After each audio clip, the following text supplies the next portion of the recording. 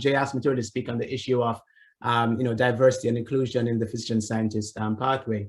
So I want to start at a very high level, first of all, to accept, to address the bigger issue of diversity in the biomedical research pipeline. And I'll share some slides from a publication that was made by Hannah Valentine when she was the chief officer for scientific workforce diversity at the NIH. You know that she's now back at Stanford in their Department of Medicine. But in this paper published back in 2016, this was a very important slide, just to kind of set the stage, going from the training continuum, early career stage to the tenured stage. And what Hannah did was that she essentially looked at the demographics of this group by sex or gender and by race. And so you can see that in the group that was sort of underrepresented versus well-represented, what you can see is that at the level of training, there is,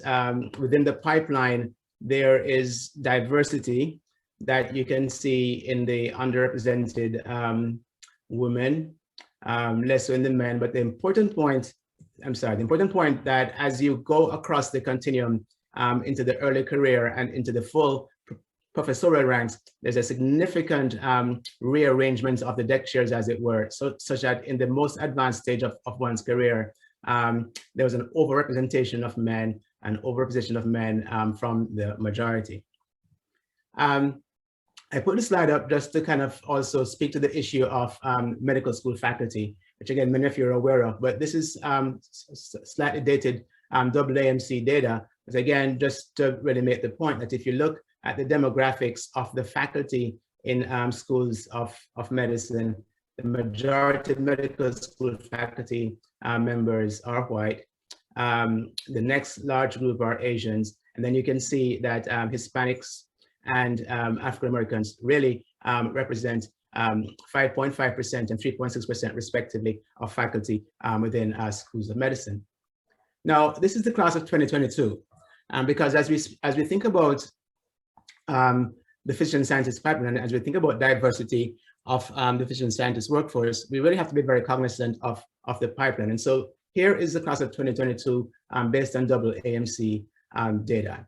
And what you can again see is that approximately 7.1% of the class are Black or African American, 6.2% are Hispanic or Latino, 50% are white. So then it then raises the first question, which is, as you want to increase the representation of minorities in the physician scientist pipeline, you almost have to overrepresent underrepresented minorities in either our training programs or our residency programs. So this is the class of residents that we matched this year at the University of Iowa. And approximately 15% were underrepresented in medicine. So we were pleased with that. 29% were Asian or Pacific Islander. So we're pleased with that. 38% were females. We weren't very happy with that, although the percentage of women who were applying for internal medicine residencies per the NRMP was actually about 38 or 40%. So at least we mirrored the applicant pool. We did not enrich that pool. I did take a look at Jay's match results at MGH, and I saw that they significantly overrepresented in terms of females and underrepresented minorities. So I'd be very interested to kind of understand how you did that. Maybe it's a trade secret, because clearly I think we're all in this arms race to increase the diversity of our training pool.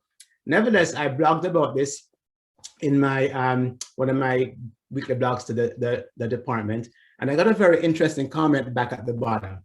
So we were, reflecting on the class. I did talk about the challenges with diversity, and so I got this reply on the bottom, and you can read it. The person was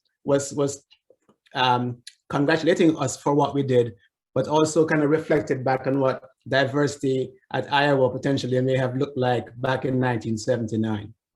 So, this is just to kind of give you where we have been and ultimately, of course, where we need to go.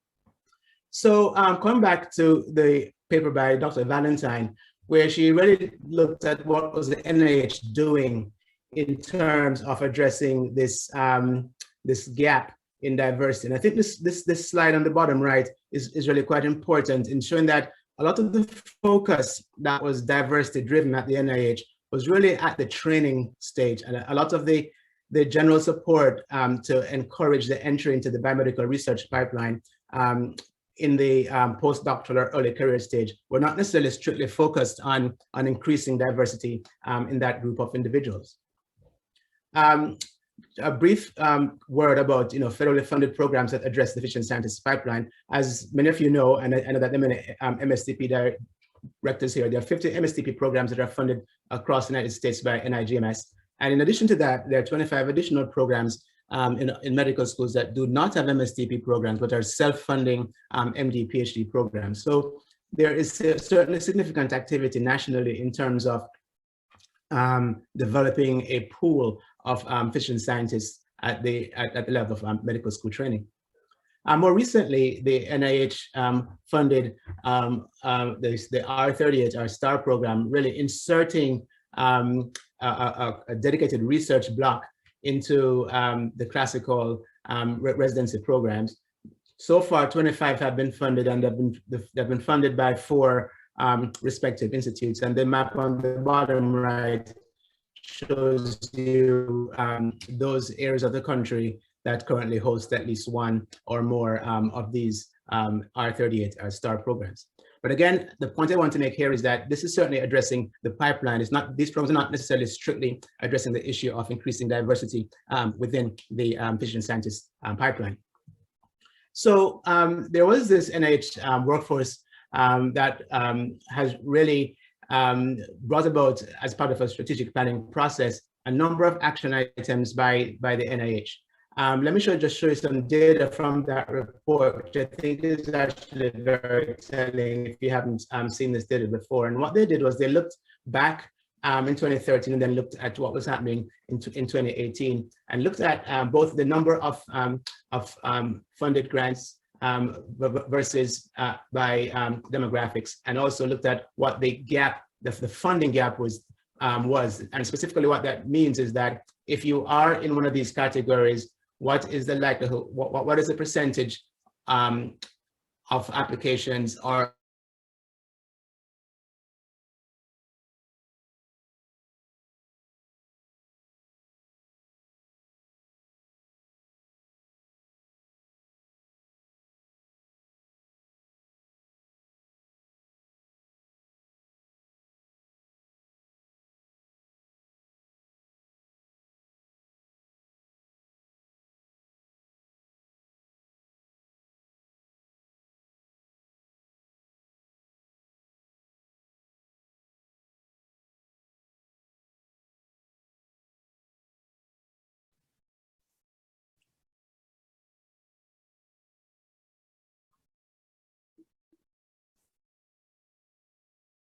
I think we're having some additional technical difficulties here. So let's see if, I think maybe Dale just popped off and may have to rejoin us. Apologies for that.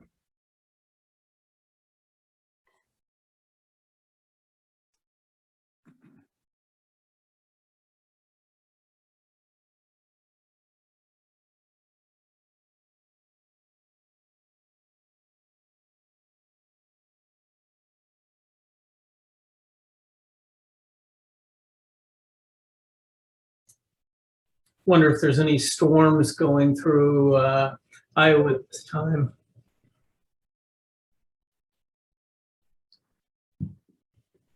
It's cloudy, but not rain. Oh, hey, David, you would know. Good to see you. Right. Could be a storm over his house. Maybe we need rural electrification. Right.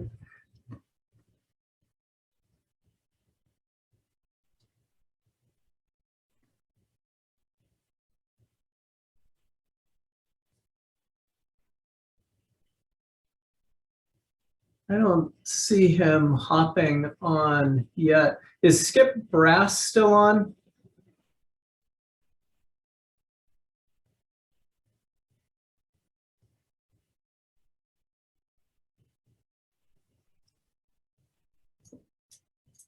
Skip had co-authored a JCI Insight publication where he described the diversity of the MD PhD pipeline several years ago. So I was going to ask him if he was on, if you could discuss some of those findings while we're waiting for Dale.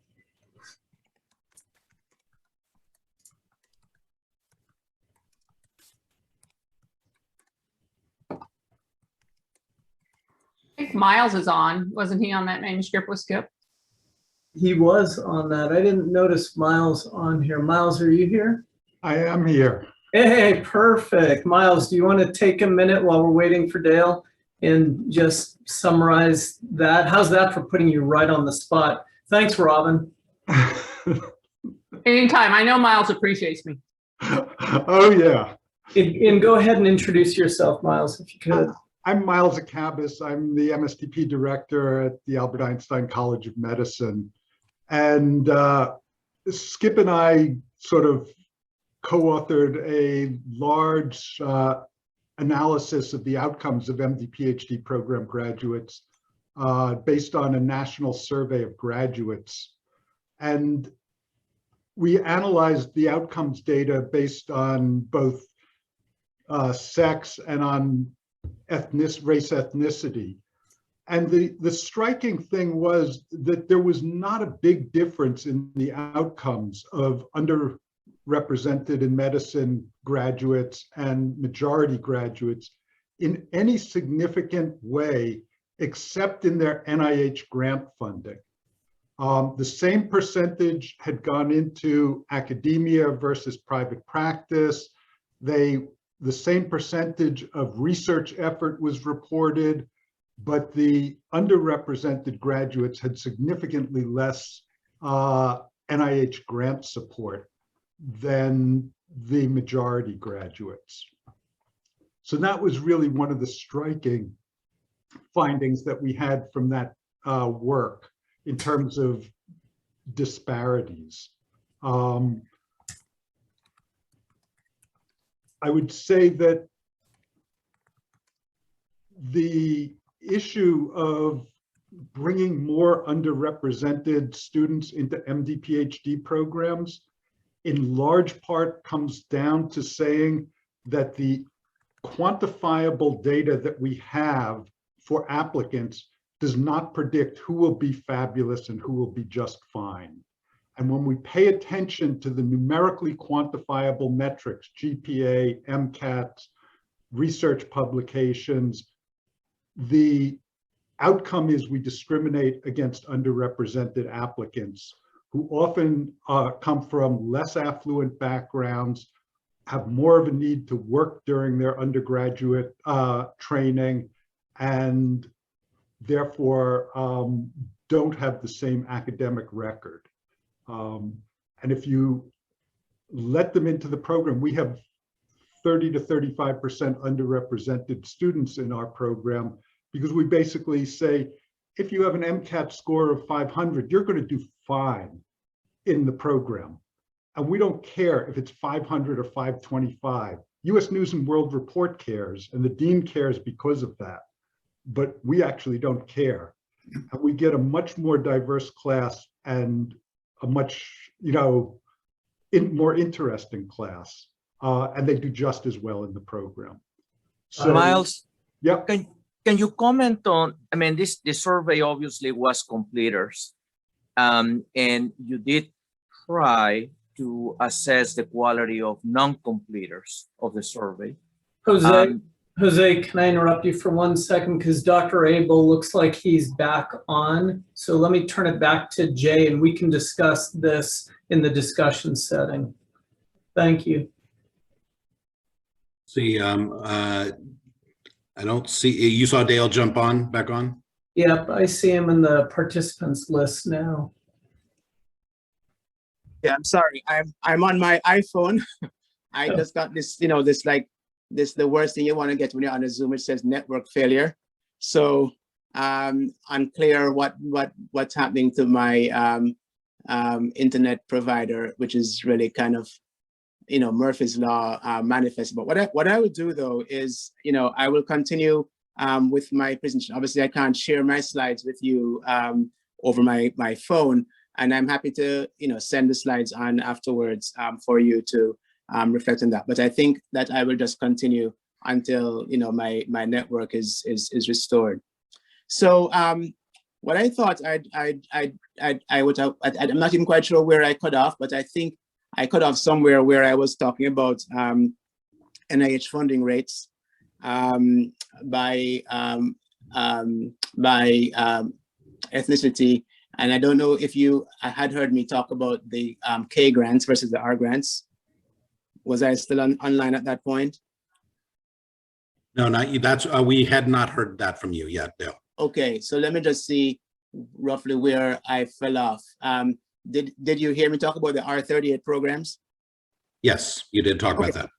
Perfect. All right. So basically, I very briefly summarized the fact that if you looked at NIH funding success comparing Black Americans versus Hispanic Americans versus a composite group of white or Asian Americans, that the percentage of funded R01s in Black applicants was 2%, even in 2018, 4% in people who were Hispanic, compared to 94% in a group that was a combination of Asians or white applicants, and that there was a persistent gap in funding success rates in African Americans, even going from 2013 to 2018, and that the NIH has really focused very heavily on really trying to address this through a number of programs, and one such program that I think many of you applied for was this FIRST program, which is the Faculty Institutional Recruitment or Sustainable Transformation Program that was primarily designed to support institutions to bring about or to recruit faculty to their institutions in order to increase diversity in their ranks. The other mechanisms that I think many of the institutes have put in place are R25 mechanisms, of which I speak about two. One of them was something called the PRIDE program, which is largely funded by the NHLBI. And again, the goal there was to increase diversity in the life sciences, which I think has been very effective in providing focused mentorship, both peer mentorship as well as vertical mentorship, in addition to grant writing support in individuals from minority populations. The other program, which I'm going to spend a little time talking about, is an R25 program that was funded by the NIDDK, and that program was initially put forward as a RFA to encourage professional societies to increase scientific workforce diversity using the R25 mechanism. The Endocrine Society was funded by one of those programs. I'm the PI on one of those grants, and I'm going to share a little bit about what we learned in that program, as well as the other 4 organizations that were funded on that program were the American Gastroenterological Association, the American Psychological Association, and the American Pediatric Association. I'm going to share a little bit of data as well from the AGA. So our program in the Endocrine Society is called the FLAIR program, and basically, our goal really is to support tomorrow's leaders in endocrine research, and I would say, really securing the future, one trainee at a time. And the idea that in terms of the structure for a program was that we really wanted to focus on those key areas in the pipeline where there was attrition of talent, and those areas essentially were largely in the transitions from PhD to postdoc or postdoc to junior faculty, and in certain instances the transition from junior faculty into a tenured position.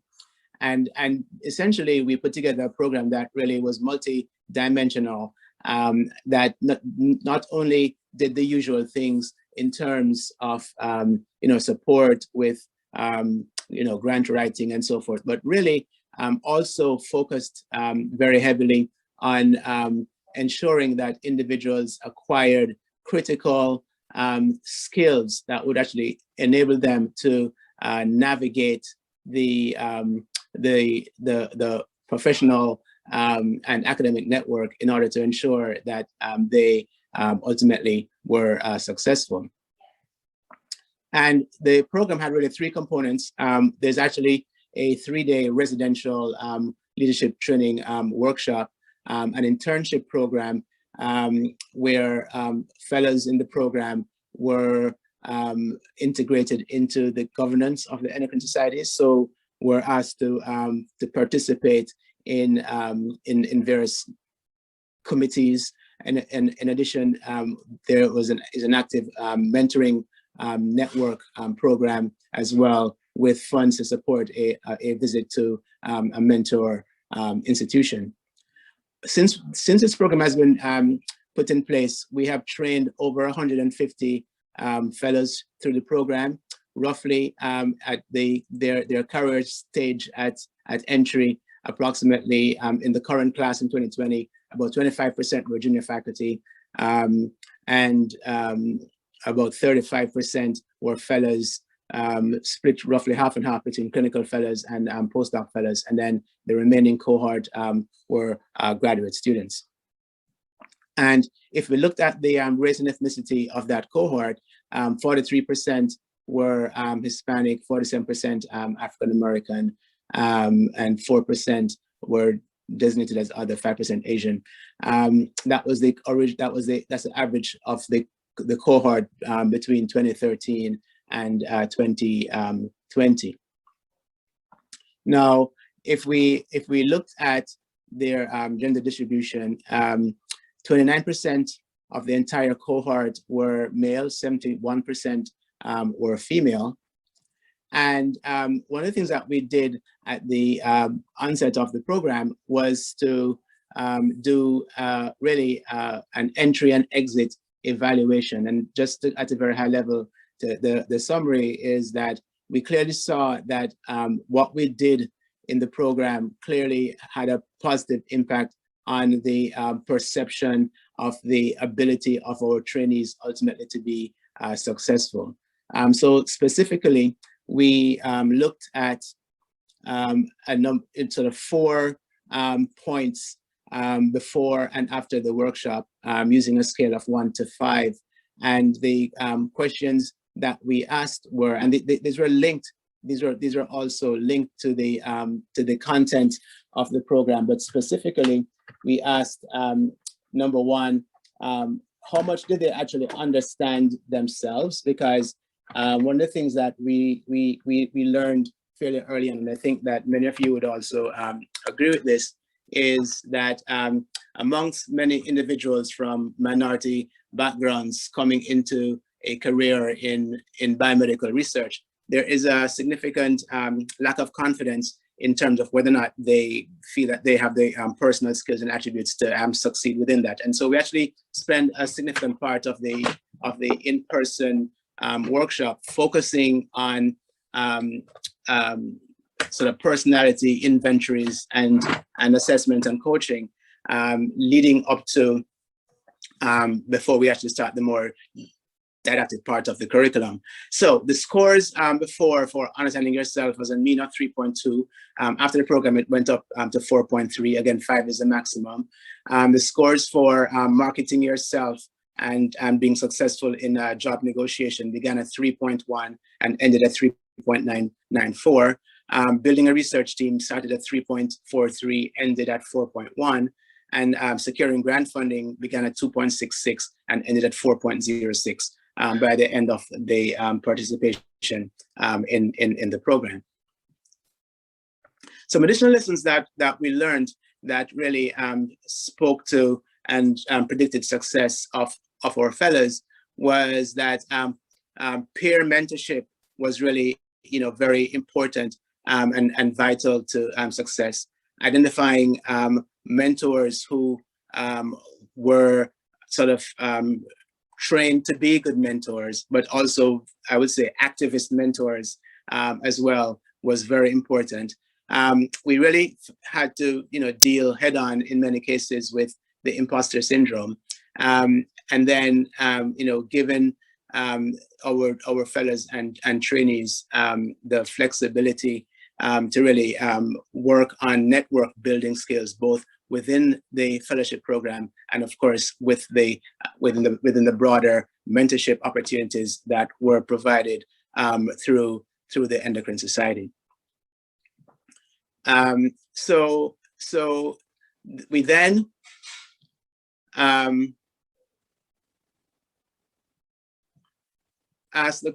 looked at how do we measure success, and we're still analyzing that. But one measure of success that we actually looked at was the participation of our trainees of our fellows in becoming full-time members of core committees in the Endocrine Society. And at the beginning of the program, and we're now in the second cycle of this program, so we're now in year 8, we were able to successfully renew this grant. That at the beginning, we were about 7% of all of our committees had underrepresented minority representation, and by 2018, that had peaked to 16%, and that delta was to a large extent driven by our FLAIR fellows being subsequently recruited into permanent positions within the Endocrine Society. So I see that my network is back up, so I'm going to join with my computer and see if I can pick up my slideshow from here. So just give me 1 second.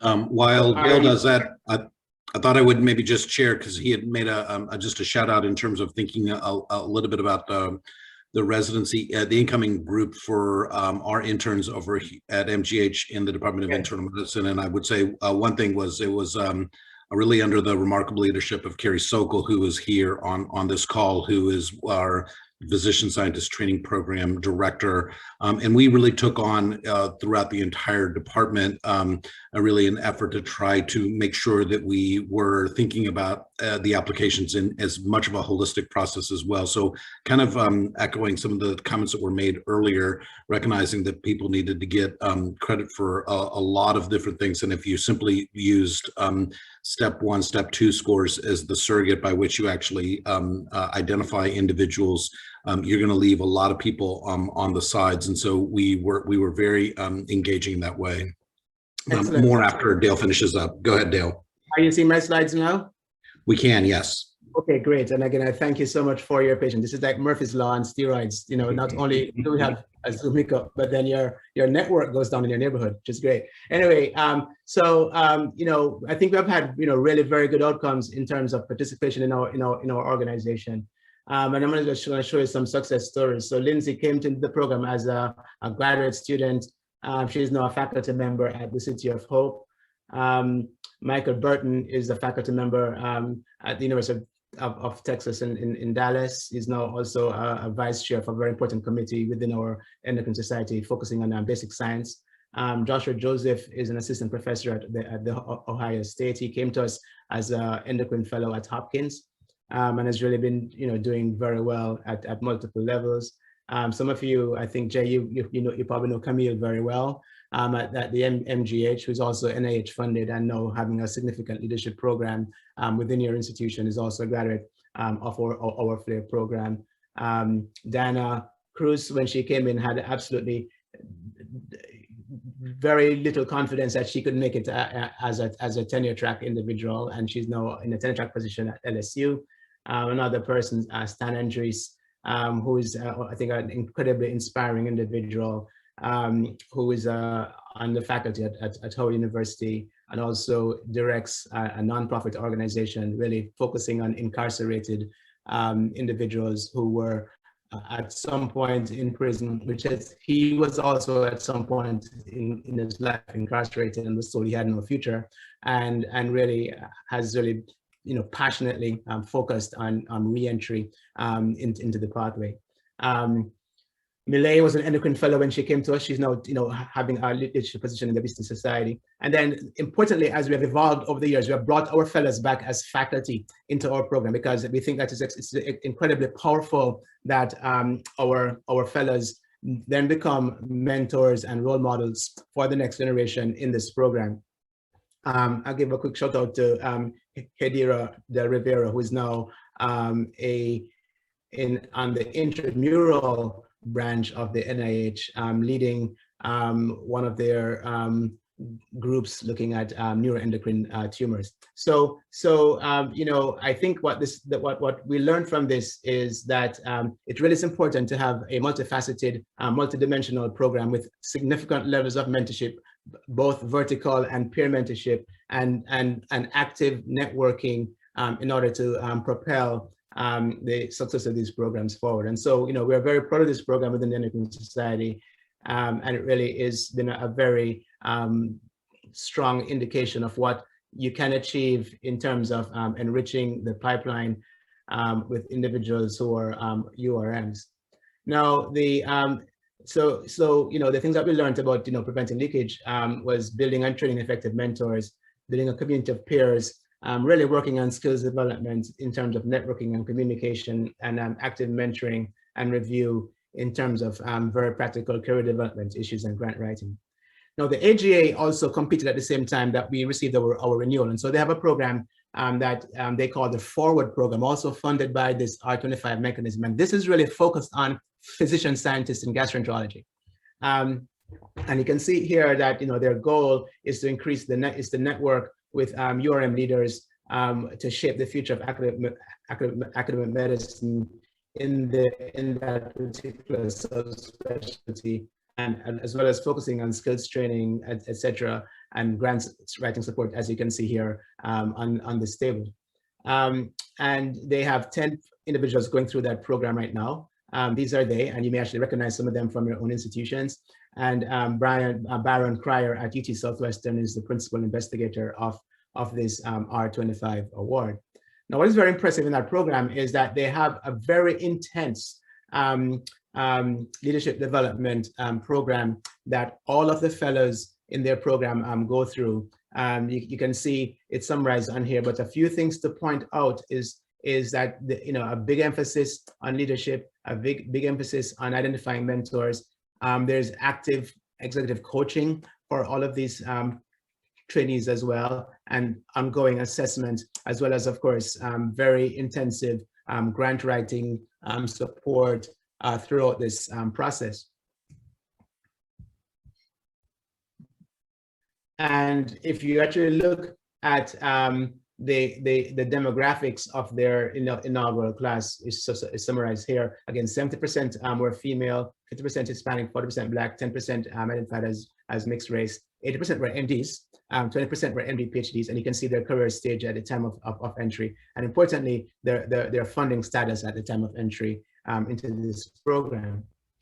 Here's the outcome as of August 2020. That 44% have been promoted, 67% had received grants. They were presenting at national meetings, they were publishing, and they were also moving up in terms of recognition within their professional organization within the AGA as well. Now, I am a beneficiary of, I'm going to say, a long-standing legacy program, which is the Harold Amos Medical Faculty Development Program. Initially, at the time, I got one, which was called the Robert Wood Johnson Minority Faculty Development Program, which has had a really long-standing legacy of mentoring URMs in academic medicine. This is Jim Gavin, who was my assigned mentor. And the unique thing back then, which I think has really continued to work, is that not only did you get a fellowship, but you got a mentor. And mentors were people who were either deans or department chairs or very influential individuals in academic medicine, and you had access to them. And they were committed to helping you really to navigate your own career path. So how successful does that be? So David Wilkes, who succeeded Jim as the director, put a nice perspective piece together a few years ago, really taking a retrospective look back at this program to really ask about its effectiveness. It was started in 1983. It is now called the Harold Amos Faculty Development Program. It is still very active. So this is a really wonderful mechanism to support underrepresented minority, either advanced fellows or junior faculty as a career development mechanism. And so, of the first cohort of 8, 2 are currently NIH directors of NIH institutes. That's the NHLBI and the NIDDK. At the time of the writing of this, one was a dean, and that the others were fairly advanced in their careers. Then there was some additional language in terms of the 256 individuals who had gone through this program as of December 2013. That 80% remain in academic medicine, and then it really counts their ranks in terms of associates, professors, or assistant professors, roughly split evenly across the group. Quite a few have become chairs, division chiefs, deans or presidents of their respective medical schools. So really a very successful program in terms of really taking a cohort of individuals, not only supporting them with resources, but also actively mentoring them throughout the arc of their career. There's a second paper that was tried to be a bit more quantitative. And what this study did was looked at people who applied between 2003 to 2008 and individuals who made the cut to the final round and received awards versus individuals who did not advance in their competition. Very interestingly, so of course, this is already a very highly motivated cohort of URM junior faculty who are applying into this program. And if you really look down here in the abstract, what really they learned was that people who went through this program were more likely to hold leadership positions than those who actually did not go through the program, but really no difference in rates of promotion or retention. And so it was a intriguing data point, but I think important to note, because you can say, well, if you start off with a motivated group of individuals, they will succeed. However, I think that being a leader also puts you in a position to be an influencer. And so there are facets of this program that clearly gave an edge into those individuals in terms of moving into these positions. And I think that really boils down to access to leaders as mentors. And I think it's important not to, one can't overemphasize that enough as a very important facet in terms of building the future. Here's the table that shows some other aspects of their academic productivity. You can just take a look at that in terms of the differences between the scholars that's those who got funded versus those who applied but didn't make the final round. And the one thing to note, however, is that the difference in total grants was skewed by the fact that they counted the RWJ grant in this measure, but in terms of federal grant funding, the difference is no longer statistical. And then, of course, one sees the amounts of funding. But again, in terms of H-index, which is a measure of citation of your work, there really was no difference between the groups. So again, I want to underscore that if you have a motivated group of individuals, their likelihood of success is high. But there are programs like this that at least provides additional pathways into leadership within academic medicine. Let me just wrap up with a few other things that really just going back into the pipeline. So let's meet with a number of Sarnoff scholars. So the Sarnoff program, as many of you know, identifies medical students and supports them for 1 year. And if you look at Sarnoff trainees, their retention in academic medicine is roughly equivalent to that of MSTP programs. But the reason why I want to bring up Sarnoff is because over the last year, we've really made a very conscious decision to push diversity in terms of trying to increase the applicant pool of diverse individuals. And I'm very pleased to, for example, to present to you this year's class of Sarnoff fellows that you can see summarized here. 50% are women, 21% are African American, 50% are of Asian or Pacific Island in terms of their background. So again, I just put this up as an example of kind of, walking the talk and being very deliberate to enrich the pipeline, which I think ultimately over time will shift the needle and increase diversity in the physician scientist rank. AAIMC is also walking the talk in the sense that they have put together specific programs targeting underrepresented minorities. And this is one example of a program looking at coaching in the area of grant writing, mentorship and coaching, etc.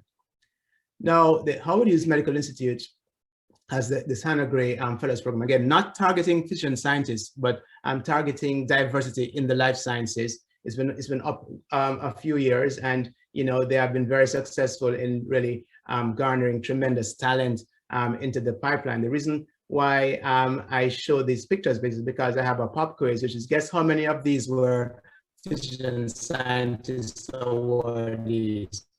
You can type your guesses in the chat box if you wish, and then I will tell you the answer in about 2 seconds.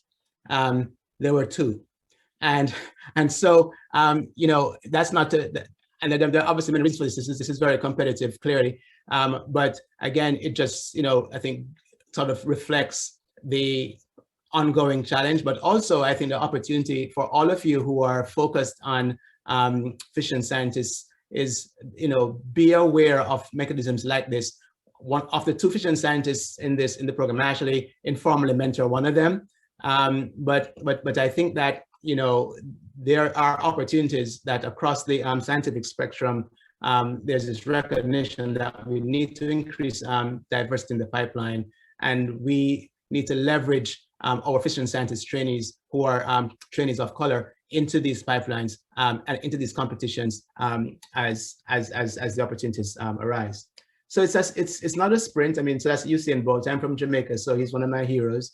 But as much as I love Usain, I recognize it's not a sprint. It's really a marathon, and that we really have to take the long view in terms of really making a progress.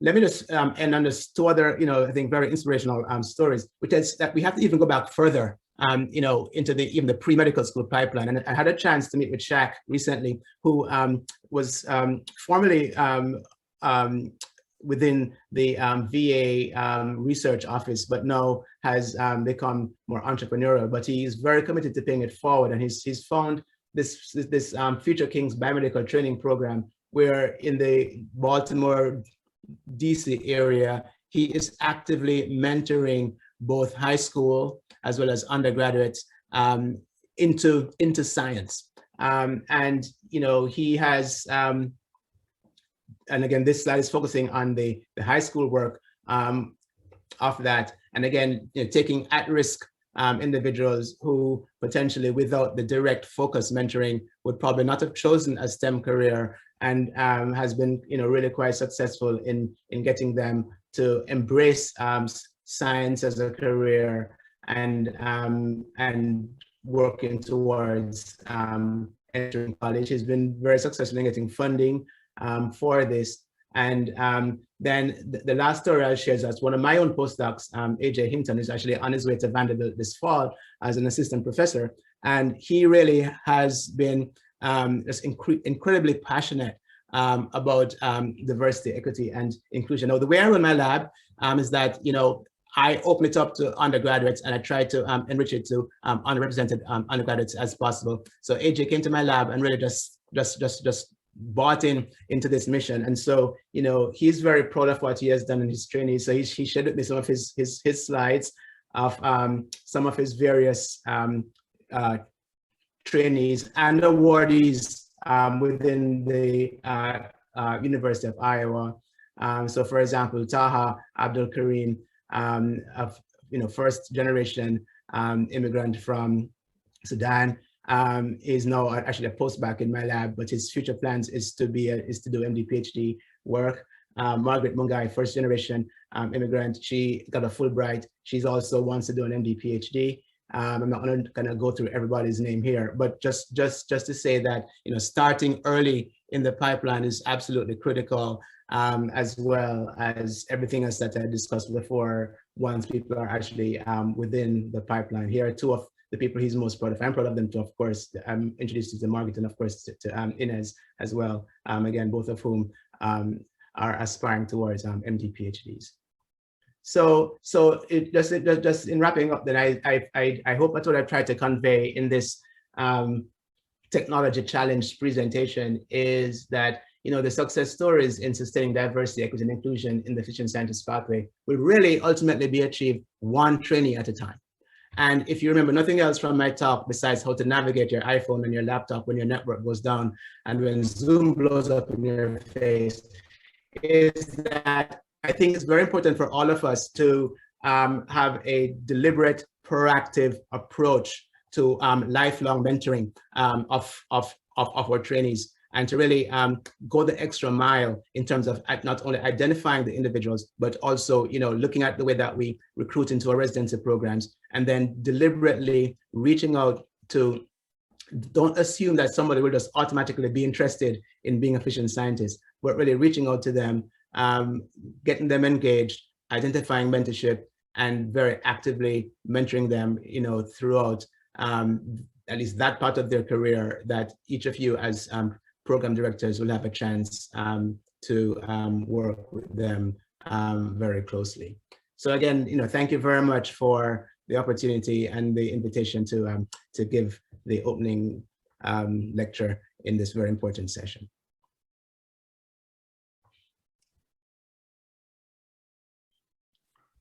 Wonderful, Dale. Thank you very much. That was an absolutely terrific talk. I'm going to turn it over to my co-moderators, Sonya, Heath, for some additional comments. And we will, just as a programming note, we'll go till 1:10. We've, I guess we'll blame either AT&T or Comcast for our slight delay in our schedule here. And then at that time, Chris will start us on the introduction for panel 1. Sonya? Yeah, so great talk. Really appreciated a lot of the data that you presented. And I just wanted to share a little bit about what we do at UAB in a similar manner that was discussed a little bit during the break when you had some technical difficulties. We also take our applications for underrepresented minorities and review them separately, which allows us to take away some of the other cut points that we might use for scores and consider those applications more holistically. And I think that makes a really big difference in making sure that we are giving applicants an equal opportunity at an interview slot. We're also very intentional about second looks, inviting people back to meet more of the potential mentors that they might have at UAB. Within a diverse group of other residents and fellows, but also faculty members. I wanted to make a comment about a couple of things in the pipeline, and I'll give a shout out to Robin Lorenz because I think she developed some of these efforts and applied for some of these grants. But I can't underestimate how important it is to start in high school and the very early college years. We cannot expect to build the confidence in these trainees when they start residency. We have to give them the tools early on and build that confidence over time. Another effort that we have ongoing through our CCTS, and this will be my final comment, is that we have a group of people who are applying for K awards, and this isn't for everyone, but people apply for this very intensive review process for their K award, which is over a 6-month time period and includes a lot of mentorship, coaching, and review process of their applications. And I think that this also was highlighted in Dale's talk about the importance of coaching. I saw executive coaching in some of the programs that he highlighted, but also in making sure that we're teaching the skills for writing and critical reading of the science. We can't assume that everybody received that equally in high school. And so again, I think those are areas where we need to keep working on, and some of the things that we've done at UAB to try to improve our own efforts. And I'll pause there for other Thanks, Sonya. I appreciate that. Anybody else who wants to comment, just either unmute at this point. We'll go another 2 more minutes, or indicate in the chat. Dale, one of the couple things I took away from your talk. One was in terms of thinking, just as Sonya was talking about, starting early, and so much of us, we're wrapped up in our kind of day-to-day parts, and you highlighted a couple programs that I thought were really terrific. Is there a resource or a central resource by which one can figure out how one can, specifically, like, let's say donate time to a cause, for instance, in a way to be able to do this? So much of what's happened as we emerge from this pandemic is that the world has gotten a bit of a smaller place. So if there's the opportunity to pop into a classroom in Baltimore or into another place, can we be able to provide those types of resources? Because I would be very interested in doing it, but I don't know what my first step would be in terms of being able to participate in that way. Yeah, no, that's a great question, Jay. So, I think there is, significant heterogeneity in terms of what's available within a particular community. And so, I would start by asking the following question. So, for example, where I am at Iowa, there are a number of programs that are particularly focused on identifying undergraduates from underrepresented backgrounds. Because we're a combined campus, both undergrad and medical school, then that's an automatic pipeline to identify those individuals and then to have them placed within laboratories and programs, within the medical school. I recognize that, for example, in your program at MGH, that's not necessarily the case. And so I think that it really becomes important to understand what things exist within your particular ecosystem, both within your university. I mean, when I was at the Beth Israel a long time ago as a junior faculty, I did participate in a Harvard program that actually identified underrepresented either pre-meds or medical students that then assigned to labs across the Harvard system, right? And I'm sure that those programs still exist through Joan Reed's office. But I think the important thing is to understand what's available in your place. And if there isn't much, to advocate for that, because I think that the senior leadership within all of our medical schools are certainly committed to these programs, but sometimes you just need a champion, or sometimes you actually need to increase awareness. And the last thing I would say is that, and one reason why I shared Shaq's story is that, within our respective communities, there will be individuals who may already be doing some of this stuff on their own.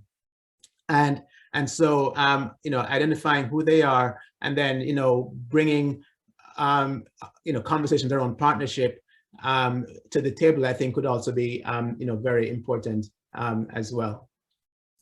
Can I comment on 2 things in the chat box? I know we're probably close on time, but Olu had a comment in the chat, which I'd like to make a comment on. Sure. Yeah, please go ahead. They're talking about, right, as you're discussing the NIH funding gap for URMs. I was hoping you could comment specifically on that and how that gap can be closed. Sure. I mean, again, an absolutely critical question, Olu. So what was really interesting in looking through that data was that, the funding gap, it was very almost perniciously persistent among African-American applicants. And, one of the reasons for that, actually, it turns out, is that many applicants are actually applying for different kinds of grants than what the majority are applying for. And so it's not that their science isn't important, it's that the study sections don't get it, right? And so I think that's one reason, not the only reason for that. And I think that, it's important for us as we advocate and to give this feedback back up to the NIH, and they are looking at this very closely, is to ensure that we build a bigger pool of qualified reviewers who can actually, review some of these applications. I think the other comment that I will make is that I think that there really needs to be very deliberate focus on the approach. I'm going to say, building resilience, right? I mean, there's probably nobody on this call who has not had at least one grant, not funded, or triage, or rejected, or both, or all of the above, right? And yet, those who are successful are those who are actually persistent, right? And so I think that it is also really very important to really work on building those traits of resilience in our trainees as well. Thanks so much, Yeah. Dale, for that wonderful talk, the wonderful discussion. There will be an opportunity to continue this discussion if people choose during the networking break. I will, speaking from the position of vast experience with having grants not getting funded, I think it's a double whammy. You mentioned earlier about the imposter syndrome, and then to have that, that potential lack of confidence, and then get, a score that one's unhappy with can really set people back. My students most commonly ask if, when we have visiting speakers, if they could see their, I can't remember what the name of the term is. It's like their anti-CV. It's all the things they failed at, as an example of, but that concept of resilience is so important. But thank you so much, and thanks for that robust discussion, which we will continue. In the interest